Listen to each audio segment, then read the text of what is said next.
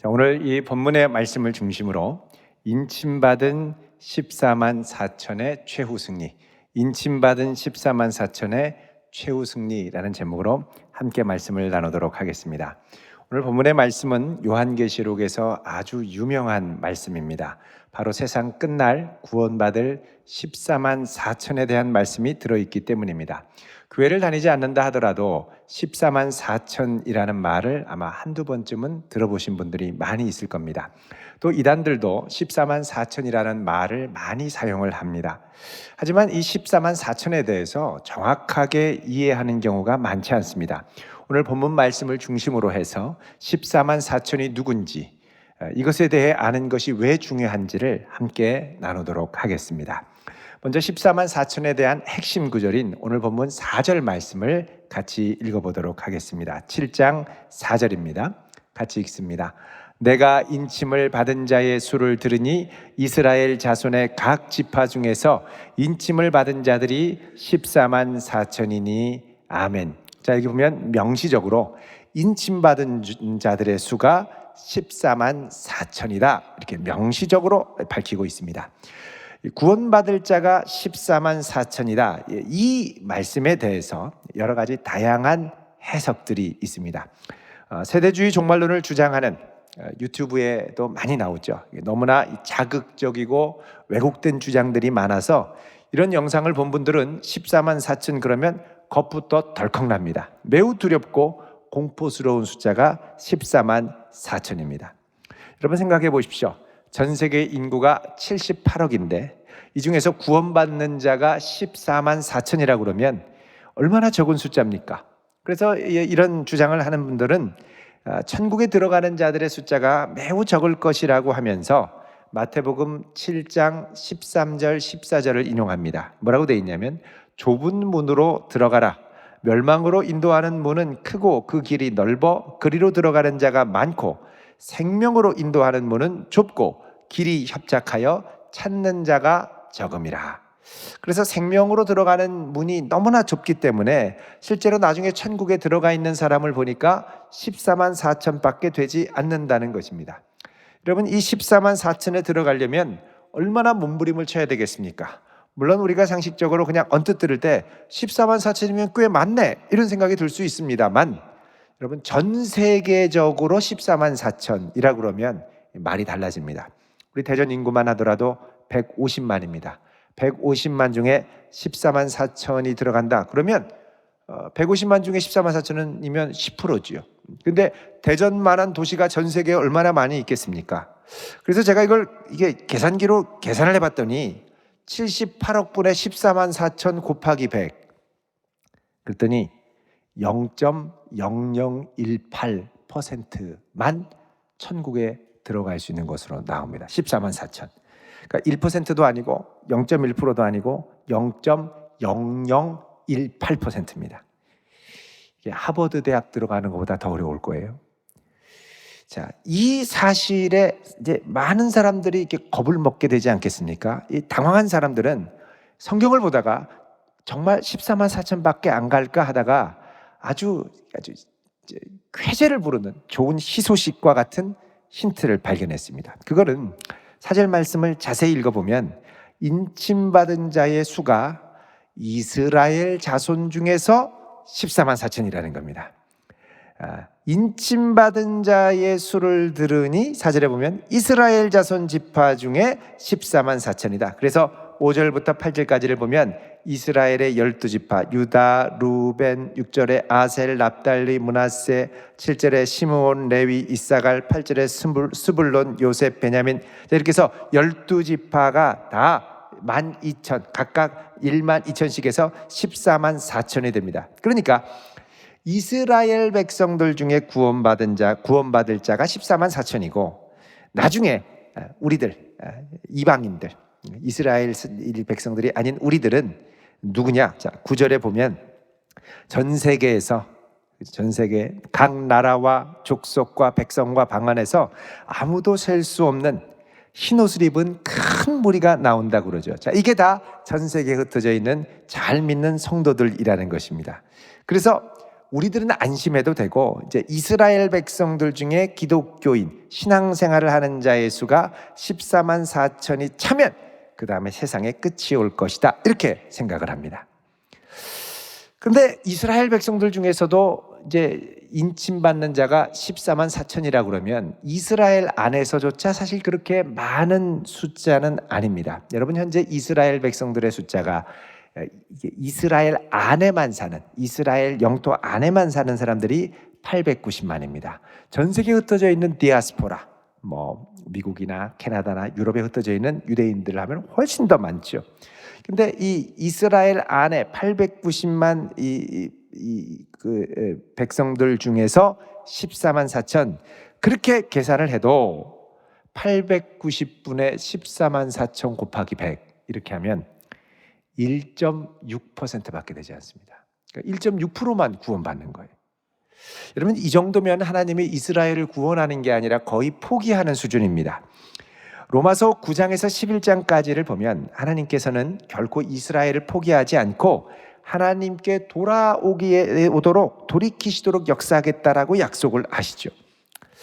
다른 한편 이 구절은 이단들이 아주 좋아하고 단골로 이용하는 구절이기도 합니다.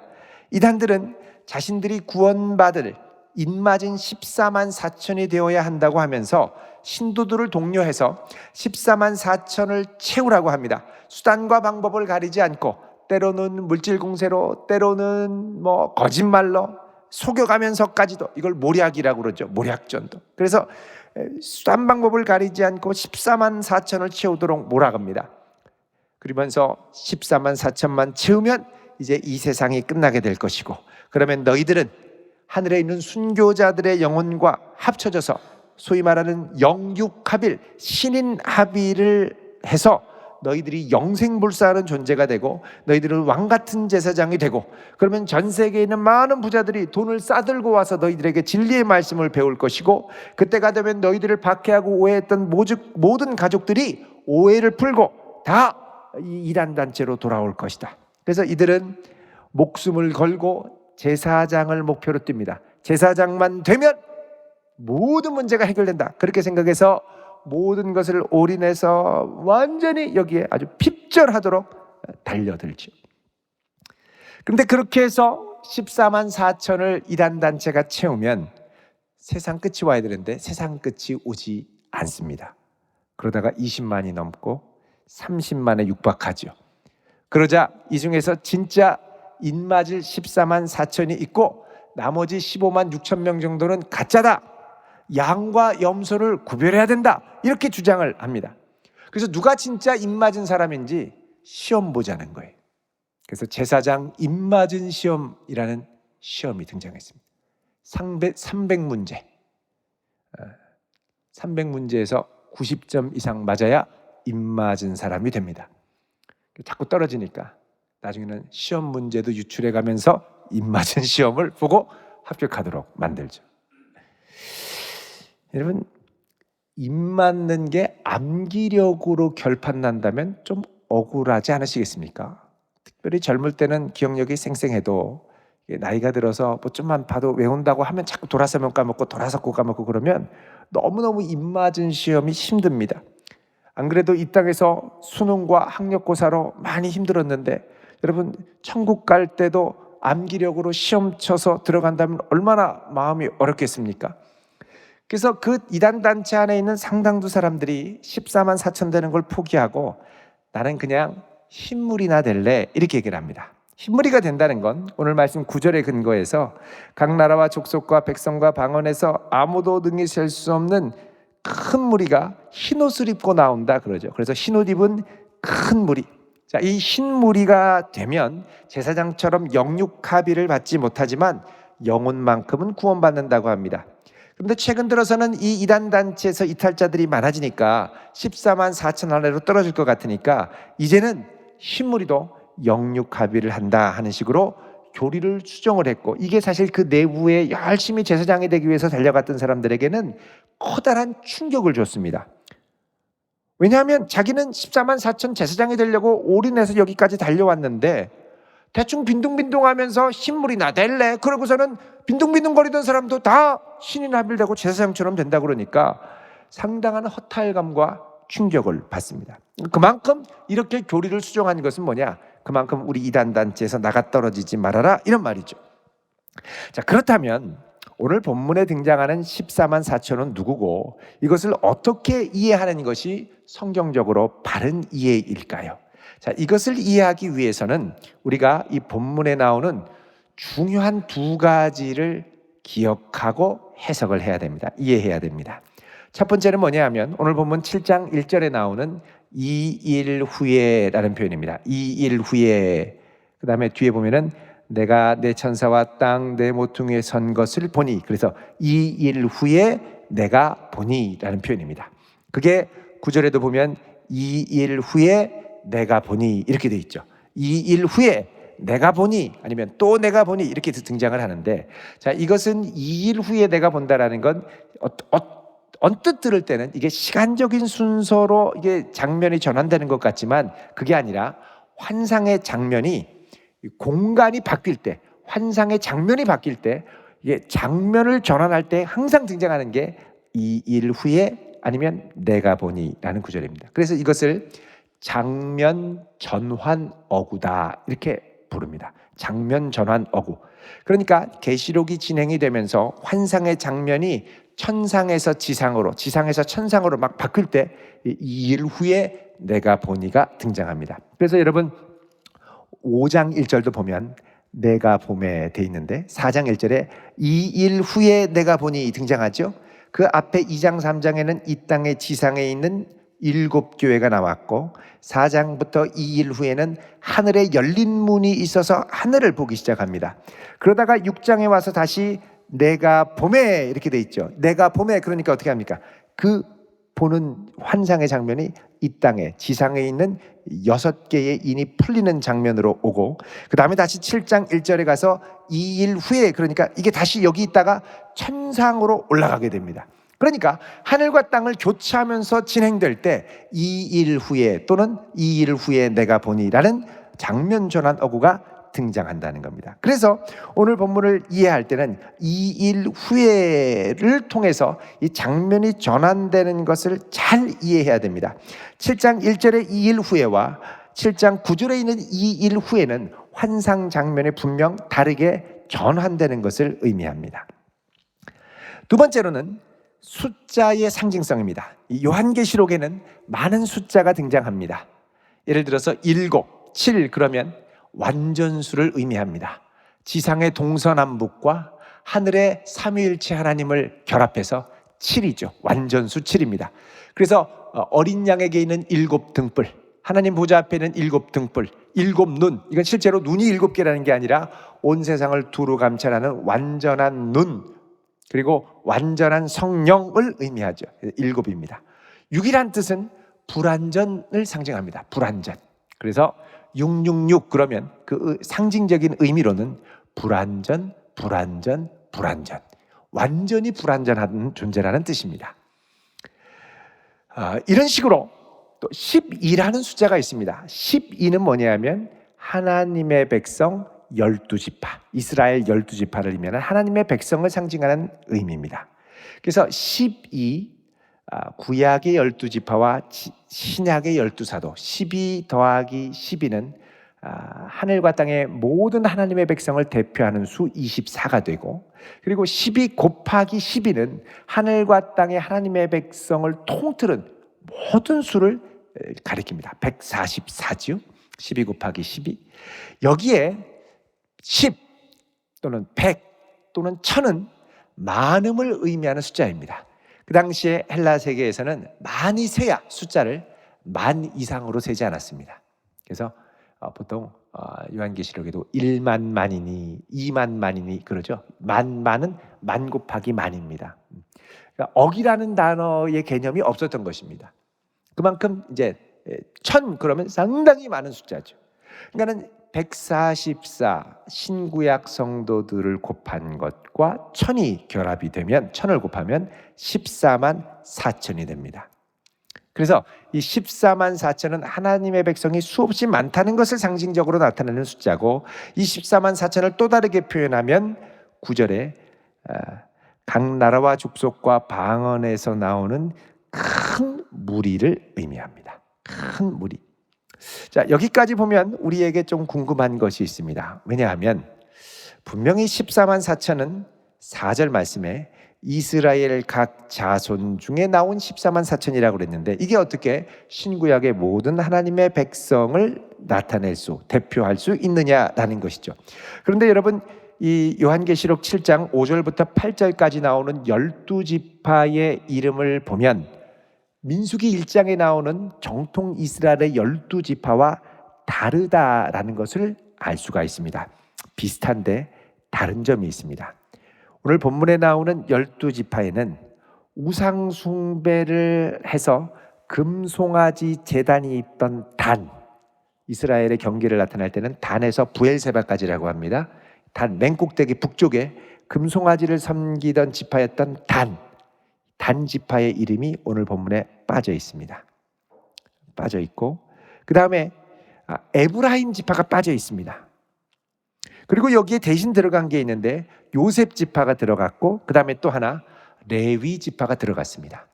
여러분, 레위는 하나님을 예배하는, 제사를 집례하는 지파이기 때문에 전쟁을 위해 동원되는 12지파에는 포함되지 않습니다. 민수기 1장에도 보면 레위 지파가 없죠. 근데 여기에는 요한계시록의 이 이스라엘의 지파에는 레위 지파가 들어가 있습니다. 이건 뭐냐?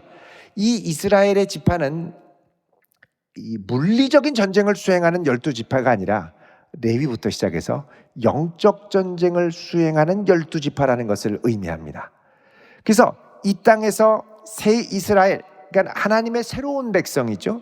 구약의 이스라엘이 아닌, 그래서 이것을 뭐라 그러냐? 새 이스라엘이다, 이렇게 얘기합니다. 구약의 12지파, 신약의 12제자들의 무리들, 구약과 신약을 대표하는 모든 이들이 함께 모인 14만 4천이 하나님의 새로운 백성 이스라엘을 구성을 해서 영적 전쟁을 수행하는 이 땅의 하나님의 백성, 곧 영적 전쟁을 수행하는 지상의 교회를 의미합니다. 그래서 이것을 Church Militant, 군대 교회, 전투하는 교회라고 말합니다. 자, 이 땅에 전투하는 교회의 모습이 14만 4천으로 등장을 하고, 근데 9절에 보면 2일 후에 해서 장면이 천상으로 하나님 보좌 앞으로 전환이 됩니다. 근데 여기에 가니까 여기서는 지상에 전투하던 교회가 아니라 흰옷을 입었다는 건 승리했다는 겁니다. 승리한 교회가 각 나라와 족속과 백성과 방언에서 하나님을 신뢰하며 영적 전쟁을 치열하게 싸워서 승리했던 백성들이 모두 흰옷을 입고 나와 하나님과 어린 양을 큰 소리로 찬양을 합니다. 그래서 이 땅 가운데에서 치열한 영적 전쟁을 수행하고 하늘에서 승리하여 하나님의 영광을 돌리는 교회, 이것을 천상의 승리한 교회, 그래서 Church Triumphant, 승리한 교회라고 명명을 합니다. 그러니까 14만 4천은 지상에서 영적 전쟁을 수행하는 교회고, 크고 흰 무리는 천상에서 최후 승리를 거둔 교회, 하나님의 백성들을 의미합니다. 자, 그렇다면 14만 4천이 인침을 받았다는 것은 무슨 의미일까요? 여러분, 주목해서 보면 14만 4천은 인침을 받았다는 말씀이 나오는데 9절 이하에 천상에 승리한 하나님의 백성들은 인침받았다는 말이 등장하지 않습니다. 분명히 차이가 있습니다. 도대체 왜 그럴까요? 자, 그렇다면 인침받았다는 것이 무슨 의미인지를 우리가 알아야 됩니다. 여러분, 인침을 받았다는 게 무슨 뜻일까요? 어떤 분은 인쳤다 그러니까 도장을 찍었다 그래서 머리에 기도하다가 열심히 기도하다가 딱 보면 이렇게 도장 찍힌 게 보인다는 거예요. 그래서 열심히 기도하다가 눈을 갑자기 탁 뜨면 이게 보인다는 거예요, 이마에. 물론 너무 꽉 감으면 번쩍번쩍 뭐 이렇게 헛것이 보일 수도 있습니다. 근데 여러분, 그게 아니고 혹시 뭐 옆에 있는 분 보시겠습니까? 도장 자국이 있으신지? 도장 자국은 없고 이렇게 세월의 자국은 있으실 수 있습니다. 이렇게 줄이 그어서 그 인 맞은 거 아닙니다. 나이가 든 겁니다. 여러분, 이 입맞았다라는 표현을 우리가 잘 이해해야 되는데, 성경에 보면, 신약 성경에 하나님의 백성들은 입맞는다라는 말씀이 있습니다. 무슨 일이냐? 우리 한번 보겠습니다. 에베소서 신약 성경 1장 13절에서 14절. 우리 같이 읽어보겠습니다. 그 안에서 너희도 진리의 말씀 곧 너희의 구원의 복음을 듣고 그 안에서 또한 믿어 약속의 성령으로 인치심을 받았으니 이는 우리 기업의 보증이 되사 그 얻으신 것을 속량하시고 그의 영광을 찬송하게 하려 하심이라. 아멘. 자, 여기 보면 뭐가 나오냐면 성령으로 인치심을 받았다라고 말씀합니다. 그런데 성령으로 인침을 받는데 그 앞에 약속의 성령으로 인침을 받았다라는 겁니다. 그러니까 이 성령께서 약속하신 바가 있는데 이 하나님의 구원 역사를 확실히 이룰 것을 보증하기 위해서 성령으로 우리에게 도장을 찍어 공증하셨다라는 겁니다. 근데 이 약속을 공증으로 인치심으로 보증을 하시는데 14절에 보면 그 얻으신 것을 속량하시고 그 영광을 찬송하게 하려 한다라고 말씀합니다. 여기 그 얻으신 것을 속량한다, 얻으셨다라는 게 헬라어로 페리포이에시스라고 해서 소유된 것이라는 말입니다. 베드로전서 2장 9절에 보면 우리는 그의 소유된 백성이라고 말씀하죠. 사도행전 16장 7절에 따르면 성령은 다른 말로 하면 예수의 영인데 그 영이 우리에게 부어진 바 되면 우리는 예수의 사람, 예수의 소유된 백성이 된다는 겁니다.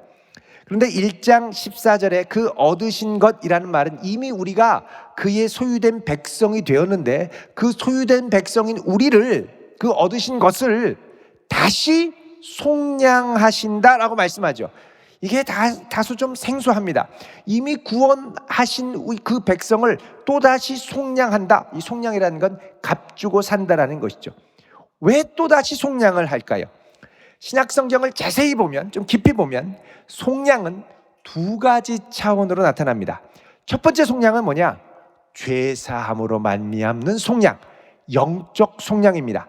그래서 여러분 1장 7절에 보면 우리는 그리스도 안에서 그의 은혜의 풍성함을 따라 그의 피로 말미암아 속량 곧 죄사함을 받았느니라 그러죠. 또 다른 속량이 나오는데 그거는 11절에 그분의 기업이 되는 것, 그분의 완전한 기업이 되는 속량인데 이런 속량을 가리켜 뭐라고 하냐면 몸의 속량이다 이렇게 말합니다. 여러분 로마서 8장 23절을 보십시오. 로마서 보시면 그뿐 아니라 또한 우리 곧 성령의 처음 익은 열매를 받은 우리까지도 속으로 탄식하여 양자될 것 곧 우리 몸의 속량을 기다리느니라. 아멘. 이렇게 말씀합니다. 자, 하나님께서 성령으로 우리에게 인치셨는데 이때 성령의 처음 익은 열매를 우리가 받았다는 겁니다. 성령의 처음 익은 열매라는 건 뭐냐? 부활의 생명을 우리가 받았다는 겁니다. 부활의 생명을 받았는데 부활의 생명을 받고 이 부활의 생명을 받고 우리 영혼이 살아날 뿐만 아니라 장차 우리의 몸의 속량까지 이루신다는 겁니다. 그래서 하나님이 성령으로 인치신 것은 우리를 죄에서 구원하시고 우리의 죽을 몸도 예수님의 부활의 몸처럼 완전히 부활하게 하실 것을 확실하게 이루겠다고 보증으로 주신 것입니다. 그래서 에베소서 4장 30절에 보면 하나님의 성령을 근심하게 하지 말라. 그 안에서 너희가 구원의 날까지 인치심을 받았느니라 그럽니다. 자, 구원의 날까지 인치심을 받았다. 성령이 이미 오셨는데 구원의 날까지 인치셨다라는 건 뭐냐? 우리 구원의 날, 최종 완성되는 구원의 날은 언제냐? 몸의 부활을 말합니다.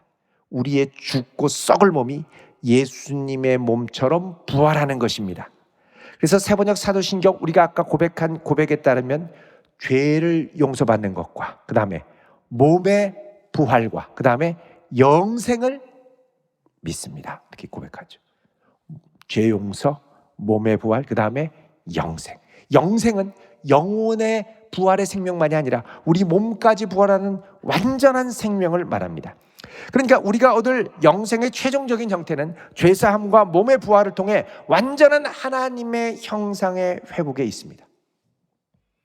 허리가 아파 디스코로 고생하시는 분들, 부활의 몸이 우리에게 다가올 때 깨끗하게 치유받고 영생토록 건강하게 살 줄로 믿습니다. 부활의 몸, 부활의 몸. 고린도후서 1장 22절에 보면 그가 또한 우리에게 인치시고 그 다음에 보증으로 우리 마음에 성령을 주셨느니라 그러죠. 여러분, 그래서 이 천상에 있는 백성들은 이미 이 인치시고 구원의 날에 이른 사람들입니다. 그래서 하늘에 있는 흰무리들은 이 인치심에 대한 말씀이 없는 겁니다. 자, 고린도후서 5장 4절 5절을 한 번 더 보겠습니다. 고린도후서 보시면요, 참으로 이 장막에 있는 우리가 짐진 것 같이 탄식하는 것은 벗고자 함이 아니요 오히려 덧입고자 함이니 죽을 것이 생명에 삼킨 바 되게 하려 함이라. 곧 이것을 우리에게 이루게 하시고 보증으로 성령을 우리에게 주신 이는 하나님이시니라 말씀하죠. 여러분, 장차 우리의 죽을 것이, 이 말씀에 따르면 생명에 삼켜지는 역사가 일어납니다. 이건 뭐냐? 우리의 죽어 썩어질 육신의 몸이 부활의 생명에 삼켜진 바 되어 부활의 몸으로 바뀐다는 겁니다. 이 놀라운 몸의 부활의 역사를 우리에게 이루게 하시고 보증으로 하나님이 우리에게 성령으로 인쳐주심을 믿으시기 바랍니다. 예수 그리스도를 통해서 십자가에서 나의 죄를 위해 죽으시고 부활하신 나의 구세주, 그분이 성령으로 나와 함께 하십니다. 여러분, 그 성령을 모시고 사는 줄 믿습니다. 주님이 기뻐하시는 일을 하고자 하는 그런 사모함이 우리에게 있지요. 죄를 싫어하고 거룩하게 살고자 하는 열망이 있지요. 주의 나라와 의를 위해 살고자 하는 열망이 있지요. 예수 그리스도를 나의 구주로 고백하시죠. 하나님을 나의 아버지로 고백하지요. 여러분, 그런 분들은 이미 성령이 함께 하고 계십니다. 내게 부어주신 성령, 그런데 이 성령은 우리에게 단순히 기쁨을 주시고 죄와 싸워 이기는 영적 차원의 역사만 일으키는 분이 아니라는 겁니다. 성령은 장차 예수 그리스도께서 재림하실 때 우리의 죽을 몸까지 일으키시는 분인 줄 믿으시기 바랍니다. 그래서 로마서 8장 11절에는 이런 장엄한 선언이 있습니다. 로마서 8장 11절 잠깐 보시면 같이 읽어보겠습니다. 8장 11절, 예수를 죽은 자 가운데서 살리신 이의 영이 너희 안에 거하시면 그리스도 예수를 죽은 자 가운데서 살리신 이가 너희 안에 거하시는 그의 영으로 말미암아 너희 죽을 몸도 살리시리라. 아멘. 자, 예수를 죽은 자 가운데서 살리신 이의 영, 곧 하나님의 성령이 너희 안에 거하시면 그리스도 예수를 죽은 자 가운데서 살리신 이 곧 하나님께서 너희 안에 거하시는 그의 성령으로 말미암아 죽을 몸까지도 살린다는 겁니다. 여러분, 이 놀라운 역사를 위해 성령께서 성도 한 사람 한 사람에게 강림하셔서 인치고 계십니다. 중요한 것은 이 인치는 때가 언제냐 하는 것입니다.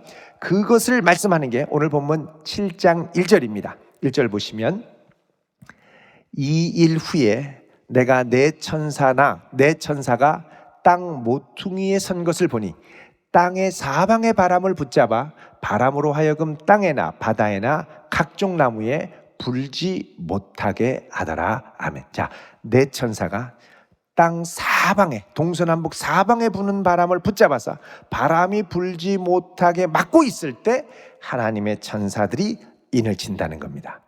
그런데 왜 바람을 불지 못하게 막고 있을까요? 왜냐하면 이 바람은 사람을 심하게 해치는 바람이기 때문입니다. 3절 보시면요, 7장 3절에 하나님께 보냄받은 다른 천사가 나와서 이렇게 말합니다. 이르되 우리가 하나님의 종들의 이마에 인치기까지 땅이나 바다나 나무들을 해하지 말라 하더라. 그러니까 그냥 두면 이 바람이 땅도 해하고 바다도 해하고 나무들도 해합니다. 자, 그럼 여기서 내 천사와 바람이 의미하는 게 뭐냐? 여러분, 이게 스가랴 6장의 말씀을 그대로 가져왔습니다. 자, 스가랴 6장을 한번 보겠습니다. 구약성경 여기 보시면 6장 1절부터 8절까지인데 2절부터 보면 환상 가운데 네 말이 등장합니다. 네 말. 여기 보면 요한계시록 6장에서 6인을 뗄 때, 처음 4인을 뗄 때 나왔던 흰말, 붉은 말, 검은 말이 등장하고, 또 청황색 말 대신에는 여기에 어룽지고 건장한 말이 나옵니다. 그런데 5절에 보면 이 말들은 하늘의 네 바람인데, 이렇게 얘기하죠. 네 바람인데, 이 네 바람인데, 이 네 바람은 두루 다니면서 이 땅에서 하나님의 심판을 시행하는 자들입니다. 이렇게 볼 때 오늘 요한계시록 7장에 나오는 네 바람은 요한계시록 6장에서 살펴보았던 네 말, 흰색, 붉은색, 검은색, 청황색 말을 의미하고, 이 땅에서 하나님의 치명적이고 두려운 심판을 행하는 세력임을 알 수 있습니다. 근데 이 말의 활동을 하나님의 백성들에게 성령으로 인칠 때까지 본격적인 활동을 억제하라고 말씀합니다. 그러니까 극도로 억제되고 있는 것이죠. 천사들이 인치는 활동이 다 끝나면 이 바람이 본격적으로 불기 시작하는데, 그렇게 되면 이 세상은 곧 대파국으로 치닫게 됩니다. 아직은 하나님의 능력이 이 세상의 악을 그래도 억제하고 계십니다. 불기는 부는데 억제하고 계세요. 그런 가운데 어떤 역사가 일어나느냐? 이 성령의 인침받는 역사가 계속되고 있습니다. 어둠 가운데 있던 백성들이 돌아와 새롭게 변화되고, 예수 그리스도께서 나의 죄를 사하시고 내 죄를 위해 죽으신 구세주로 고백하는 놀라운 역사들이 계속해서 일어나고 있습니다. 이런 인침의 역사가 일어나는 동안 이 네 말의 활동이 아주 극도로 억제되는데, 이게 끝나게 되면 바람이 다시 크게 불어서 거대한 혼란과 파멸이 이 세상에 닥치게 됩니다. 경제적 위기, 내란과 혁명, 생태계의 역습, 이런 것들, 아주 광포한 독재자들의 출현이 기다리고 있죠. 중요한 것은 이 땅에서 인침을 받고 성령과 동행하는 성도들은 비록 고난과 환난의 바람이 몰아닥칠지라도 끝까지 이 믿음을 지키며 마침내 영적 싸움에서 승리할 것이라는 겁니다. 그 성도들의 모습이 바로 요한계시록 오늘 본문 7장 9절에 나오는 아무도 셀 수 없는 크고 흰 무리들, 이들이 정결한 흰 옷을 입고 종려나무 가지를 들고 하나님과 어린 양을 찬양하지요. 10절에 보면 구원하심이 보좌에 앉으신 우리 하나님과 어린 양에게 있도다. 이 어마어마한 큰 승리한 이 땅에서 아주 고생하며 싸워 승리한 어마어마한 무리들의 장엄한 찬양에 놀란 하늘의 장로 중 24장로 중 하나가 이 흰옷 입은 자들이 누구냐고 묻습니다. 그러자 14절에 이는 큰 환난에서 나오는 자들인데 어린 양의 피에 그 옷을 씻어 희게 하였느니라 그럽니다. 큰 환난에서 나오는 자들, 거대한 인생의 모진 풍파와 고난 가운데 나오는데, 알고 보니 이들이 어린 양의 피에 그 옷을 씻어 정결하게 한 자들이라는 겁니다. 예수의 피로 구원받고 날마다 그 피가 마음속에 큰 증거가 되어 나아가는 성도들이라는 것입니다. 이들에게 하나님께서는 성령으로 인치시고 세상 끝날까지 함께하며 붙들어 주시는 줄로 믿습니다. 자, 이렇게 큰 싸움을 싸우고 승리한 성도들에게 하나님께서 15절에 보면 이제 이들에게 오셔서 장막을 치시고, 16절에 보면 영원한 안식과 복락 가운데 인도하시고, 17절에는 생명수 샘으로 인도하여 그동안 우리가 이 땅을 살면서 쏟았던 수많은 눈물, 피눈물들을 다 씻어주신다고 말씀합니다. 여러분, 지금 많이 힘듭니다. 그런데 우리 가슴에, 우리 심령에 예수의 피가 있고 성령이 우리 심령에 부음받으면 이 어려운 시간을 지내고 반드시 승리할 줄로 믿습니다. 성령은 부활의 생명을 주시는 부활의 영이요 새 창조의 영입니다. 그 성령이 우리 심령에 충만하게 부어질 때 부활의 생명으로 절망을 이기며 고난을 이기며 주께서 주시는 평안과 기쁨 가운데 주님을 사랑하는 즐거움을 빼앗기지 않는 세상과 다른 풍성한 삶을 살아갈 수 있습니다. 17절 말씀이 그 절정을 보여줍니다. 우리 다시 한번 같이 17절 말씀을 읽겠습니다. 시작. 이는 보좌 가운데에 계신 어린 양이 그들의 목자가 되사 생명수 샘으로 인도하시고 하나님께서 그들의 눈에서 모든 눈물을 씻어주실 것임이라. 아멘. 이런 역사가 우리의 삶에 날마다 경험되어지기를 우리 주님의 이름으로 축원드립니다. 기도하겠습니다. 거룩하신 아버지 하나님, 이 세상의 모진 풍파가 쉬지 않고 불어도 성령 안에, 주 안에 보호받는 우리의 마음 늘 평안으로 지켜 주옵소서. 깨어서 기도하게 하시고 영생의 소망을 바라보게 하시고 이 어려움의 때를 주님 주신 능력으로 지혜롭게 이겨나가는 은혜도 함께 하옵소서. 예수님의 이름으로 기도드리옵나이다. 아멘.